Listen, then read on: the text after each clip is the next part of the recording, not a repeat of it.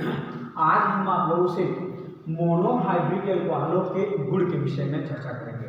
जैसे कहने का मतलब है, जैसे पार्ट 4 यानी इस वीडियो में मोनोहाइब्रिड एल्कोहलों के गुण के विषय में यानी चौथा वीडियो हम लोग का है। इसमें हम लोग क्या करेंगे, मोनोहाइब्रिड एल्कोहलों के गुण के विषय में डिस्कस करेंगे, ठीक ना। तो सभी लोग हेडिंग देंगे मोनोहाइब्रिड एल्कोहलों के गुण, ठीक। मोनोहाइब्रिड एल्कोहलों के गुण हो गया। अब जो है इस मोनोहाइब्रिड एल्कोहलों के गुण में थोड़ा सा लिखेंगे। मोनोहाइब्रिड एल्कोहलों के गुणों को, मोनोहाइब्रिड एल्कोहलों के गुणों को दो भागों में वर्गीकृत किया गया है। दो भागों में वर्गीकृत किया गया है। पहला हेडिंग देंगे भौतिक गुण। पहला हेडिंग हम लोग क्या होगा, भौतिक गुण, फिजिकल प्रॉपर्टी, भौतिक गुण। अब ध्यान दीजिए, अब भौतिक गुण में क्रम से पहला दूसरा तीसरा ऐसे समझते चलिएगा, खाली लिखते चलिएगा, ठीक है। जैसे ध्यान दीजिए, सबसे पहले बात इसमें आपको बता दूँ कि मोनोहाइब्रिड जो एल्कोहल होता है, इस मोनोहाइब्रिड एल्कोहल के जो निम्नतर सदस्य होते हैं अर्थात C1 से, जिसमें कार्बन की संख्या निम्नतर सदस्य मतलब जिसमें कार्बन की संख्या C1 से क्या हो आपका C3 तक होता हो, कार्बन की संख्या क्या हो C1 से C3 तक होता हो, तो वह आपका क्या होता है, जैसे निम्नतर सदस्य कहलाते हैं, अर्थात जिनका अनुभार क्या होता है, कम होता है, ठीक है। जिनका अनुभार क्या होता है, कम होता है। तो यह जो जितने सदस्य होते हैं यह क्या होते हैं, रंगहीन होते हैं। रंगहीन का मतलब क्या होता है, जिसमें किसी प्रकार के रंग नहीं होते हैं, ठीक ना। तो चलिए इसमें जो है भौतिक गुण में पहला हम लिखेंगे मोनोहाइब्रिड एल्कोहल के, मोनोहाइब्रिड एल्कोहल के, मोनोहाइब्रिड एल्कोहल के निम्नतर सदस्य, निम्नतर सदस्य कोष्ठक में आगे लिखेंगे C1 से C3 तक, कोष्ठक बंद, C1 से C3 तक कोष्ठक बंद। उसके आगे लिखेंगे रंगहीन होते हैं, रंगहीन होते हैं। अब दूसरा पॉइंट ध्यान दीजिए, यह भौतिक गुण आपका पहला था। और दूसरा भौतिक गुण इसमें मैं आपको बता दूं कि जो आपके मोनोहाइब्रिड एल्कोहल होते हैं इनमें एक विशेष प्रकार का एल्कोहलिक गंध होता है, ठीक है। इसमें क्या होता है, विशेष प्रकार का एल्कोहलिक गंध होता है। चलिए इसमें थोड़ा लिखे तो दूसरा, मोनोहाइब्रिड एल्कोहलों में, मोनोहाइब्रिड एल्कोहलों में एक विशेष प्रकार के, एक विशेष प्रकार के एल्कोहलिक गंध होते हैं। एल्कोहलिक गंध होता है, एल्कोहल का समान क्या होता है, इसमें गंध होता है, ठीक ना। अब चलिए इसमें तीसरा ध्यान दीजिए, मोनोहाइब्रिड एल्कोहल जो आपके हैं, अर्थात हम कह सकते हैं मोनोहाइब्रिड एल्कोहल क्या, तो वाष्पशील द्रव होते हैं। वाष्पशील का मतलब क्या होता है कि जो वाष्प में बदल जाते हैं, ठीक ना। लिखिए तो इसमें अगला तीसरा पॉइंट लिखिए, मोनोहाइब्रिड एल्कोहल वाष्पशील द्रव होते हैं।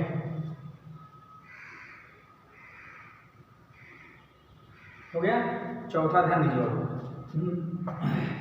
मोनोहाइब्रिड एल्कोहलों के जो बीच वाले सदस्य होते हैं अर्थात जिनमें कार्बन की संख्या लगभग C4 से C11 तक होता है, नहीं C4 से C11, ठीक है, C4 से C11 तक होता है, तो उसे हम क्या कहते हैं, जो आपके जितने यह मोनोहाइब्रिड एल्कोहल होते हैं यह सभी मोनोहाइब्रिड एल्कोहल जो आपके हैं C1 से C11 तक जिसमें कार्बन की संख्या रहती है वह सामान्यतः तेल के समान गाढ़े द्रव होते हैं। चलिए चौथा पॉइंट लिखिए तो, मोनोहाइब्रिड एल्कोहलों के, मोनोहाइब्रिड एल्कोहलों के बीच वाले सदस्य,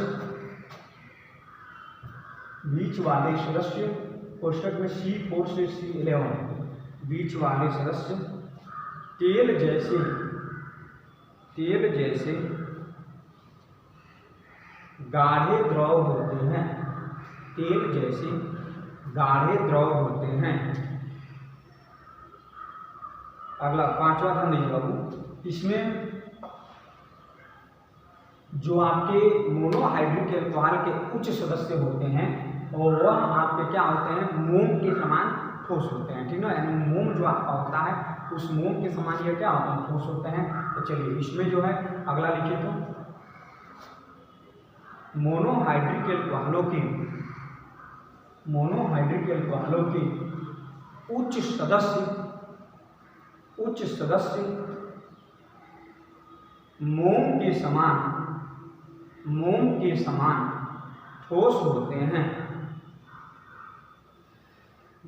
समान ठोस होते हैं, हो गया। अब इसके बाद से देखिए भौतिक गुण के विषय में आप लोगों ने क्या किया, पढ़ लिया। अब इसके बाद से जो है हम लोग को रासायनिक गुण के विषय में पढ़ना है, ठीक ना। तो भौतिक गुण के बाद से जो आप लोग पाँचों लिखे हैं उसके जस्ट नीचे आप लोग हेडिंग देंगे रासायनिक गुण।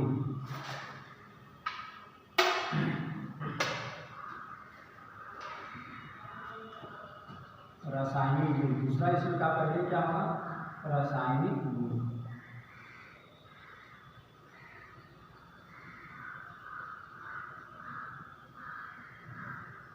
अब ध्यान दीजिए, देखिए मोनोहाइड्रिक अल्कोहलों के जो रासायनिक गुण होते हैं इसका अध्ययन हम लोग को एक एक करके करना है।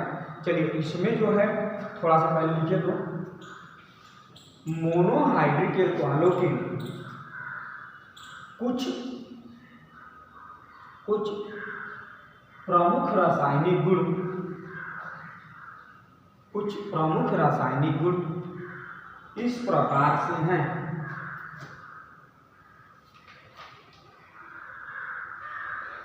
हो गया। अब पहला इसमें हेडिंग देंगे क्षार धातुओं के साथ क्रिया। ध्यान दीजिए, देखिए क्षार धातु का मतलब क्या होता है ये पहले हम लोग समझेंगे। रासायनिक गुण का ये पहला है, जैसे क्षार धातु क्या होता है फिर उसके बाद उसकी अभिक्रिया को समझा जाएगा, ठीक ना।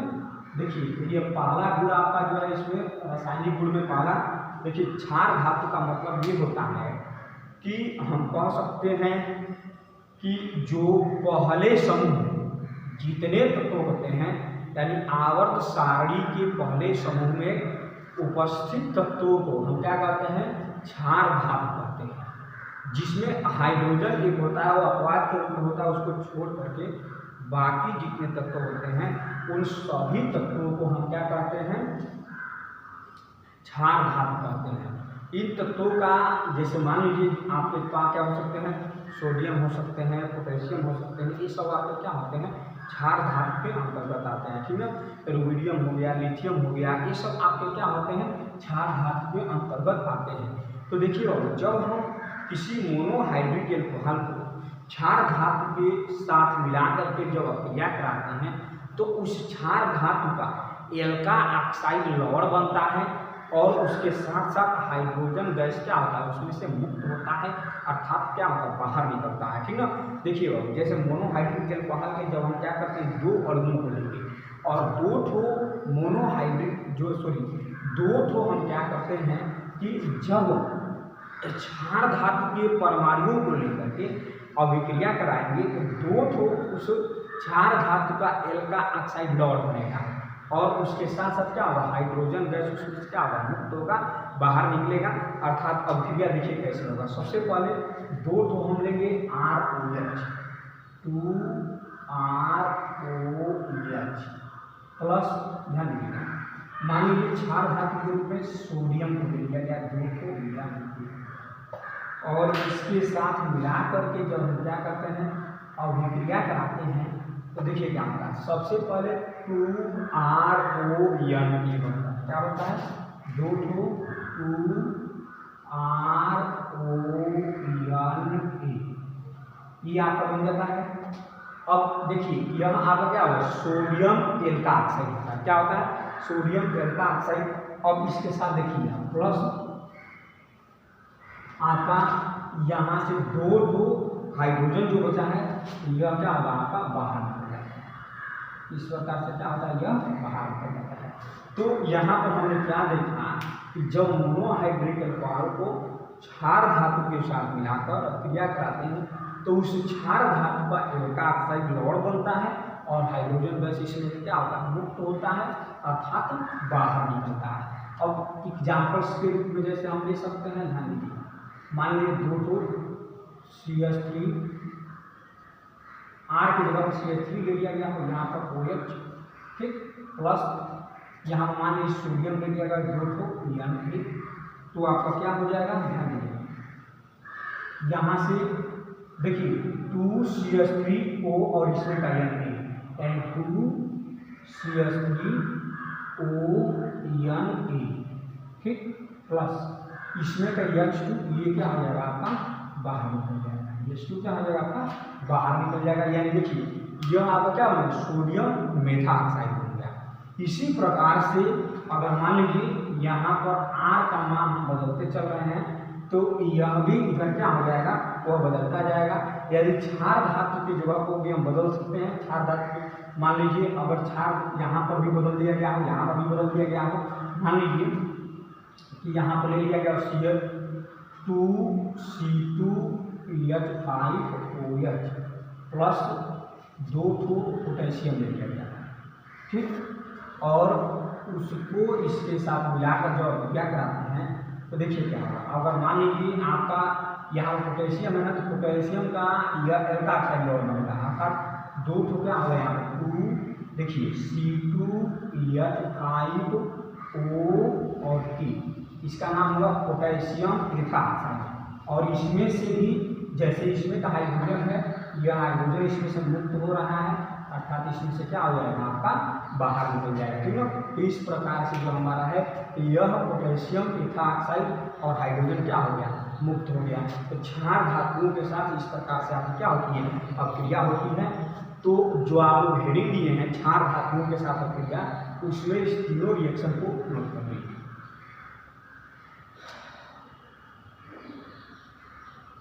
हो गया। अब नोट करने के बाद से आप लोग हेडिंग देंगे क्षार धातु एमाइडों के साथ अभिक्रिया।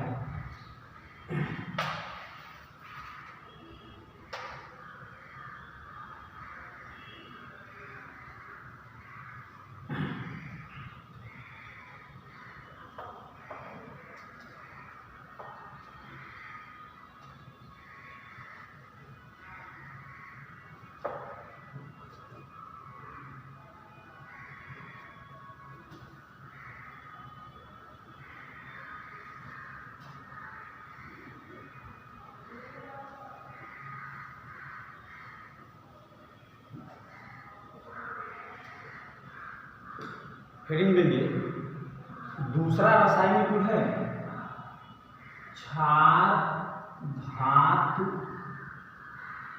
एमाइडो के साथ अभिक्रिया।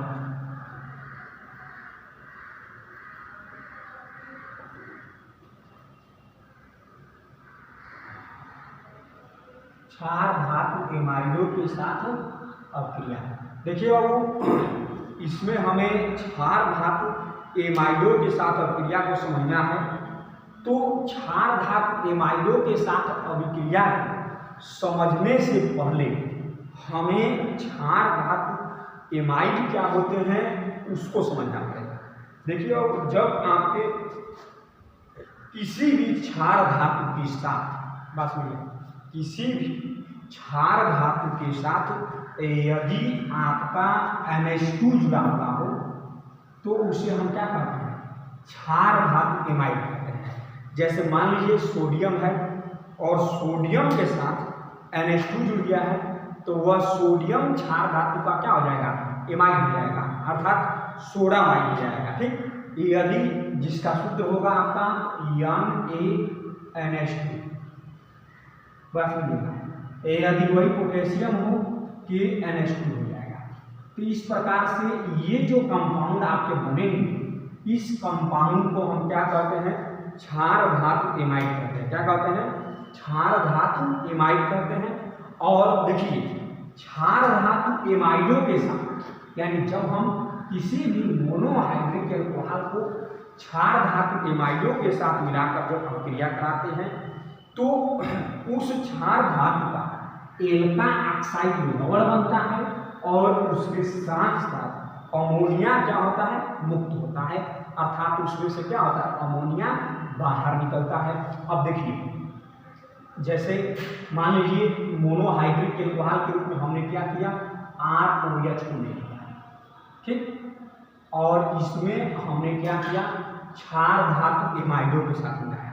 क्षार धातु एमाइड का मतलब मान लीजिए आपका कोई जैसे सोडामाइड को ले लिया गया हो, जैसे NaNH2 को ले लिया गया हो, ये क्या हो जाएगा, क्षार धातु का एमाइड हो गया। अब इसके साथ मिला करके जब हम अभिक्रिया कराएंगे तो अभिक्रिया कराने के परिणाम से ध्यान दीजिएगा, यहाँ से क्या होगा, RO और इसमें का यन क्या हो जाएगा, RON यहाँ बदल जाएगा प्लस, ध्यान दीजिएगा यह क्या हो गया, सोडियम एल का ऑक्साइड हो गया, ठीक। अब इसमें का देखिए NH2 और इसमें का ये क्या हो जाएगा आपका NH3 यानी अमोनिया गैस बन जाएगा।